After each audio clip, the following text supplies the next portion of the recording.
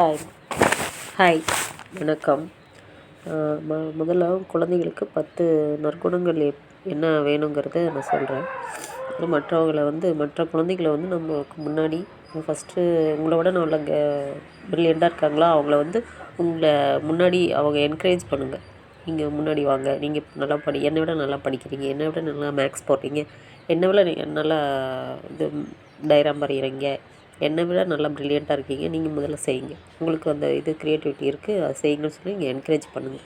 Second telephone பேசும்போது, செல்ஃபோனில் பேசினாலும் சரி, யார்கிட்ட பேசும்போது அமைதியாக பொறுமையாக பேசுங்க. என்ன நல்லா இருக்கீங்களா, சாப்பிட்டீங்களா, நீங்கள் எப்படி இருக்கீங்க, இங்கே எல்லாம் நல்லா இருக்காங்க அப்படின்னு சொல்லி பணிவாக பேசுங்க. மூணாவது முதல்ல யாருக்கும் நன்றி சொல்ல பழகுங்க. நன்றி சொல்கிறது நல்லது, அது ஒரு மரியாதை. நன்றி சொல்கிறது பழகுங்க. நாலாவது நம்மளோட வயசில் சின்னவங்களா நமக்கு கீழே சின்னவங்களாக இருந்தாலும் சரி, நமக்கு மேலே மூத்தவங்களாக இருந்தாலும் சரி, அவங்களுக்கு அவங்களோட திறமைகளுக்காக நீங்கள் வழிவிடுங்க.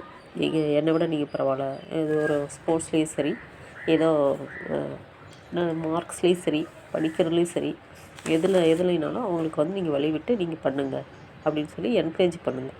அப்புறம் என்னை விட நீங்கள் நல்லா டேலண்ட்டாக இருக்கீங்க, நீங்கள் பண்ணுங்கள் அப்படின்னு சொல்லி அவங்களுக்கு வழிவிடுங்க. அது நல்லது. அடுத்து அஞ்சாவது யாருக்காக இருந்தாலும் தேங்க்ஸ் சொல்லுங்கள். நன்றி, தேங்க்ஸ் சொல்லுங்கள். வெல்கம் பண்ணுங்கள்.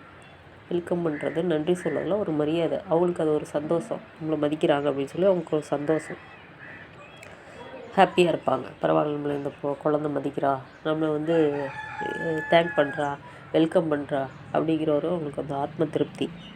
அடுத்தது ஆறாவது யாருக்காவது ஷேக்கன் கொடுங்க. அதாவது அவங்கள கண்ணை பார்த்து பேசுங்க. நேரடியாக அவங்களும் நம்மளோட இது உண்மையாக இருக்கும். அவங்ககிட்ட உண்மையாக நம்ம பரிவாக பேசுகிறவங்க அவங்க கண்ணை பார்த்து பேசுங்க.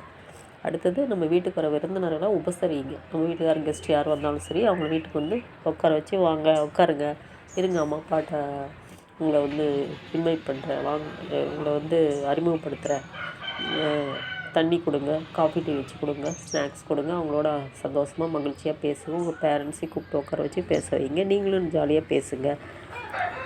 விருந்தினராக வரவங்கள சந்தோஷமாக சாப்பிட வச்சு, சந்தோஷமாக ஹாப்பியாக பேசி உபசரிங்க. அடுத்தது எட்டாவது வீட்டுக்குள்ளே வர ஒரு பெரியவங்களாக சொல்லணும், தாத்தா பாட்டி, இல்லை நம்ம கெஸ்ட்டாக பெரியவங்க வந்தாலும் சரி, அவங்கள எழுந்து நின்று மரியாதை கொடுங்க. அது ஒரு நல்ல பழக்கம்.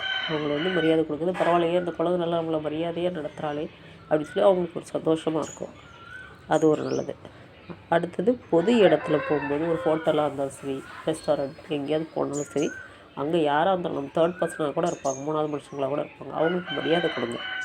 அது நல்லது. மரியாதை கொடுக்கறது அவங்களுக்கு ஒரு சந்தோஷம். நம்ம யாராக இருந்தாலும் அவங்க அந்த குழந்தை நம்மளை மரியாதையாக நடத்துகிறாளேன்னு அவங்களுக்கு ஒரு ஆத்ம திருப்தி. பெரியவங்களுக்கு பெரியவங்க நமக்கு மேலே இருக்க பெரியவங்க இந்த தெய்வம் மாதிரி.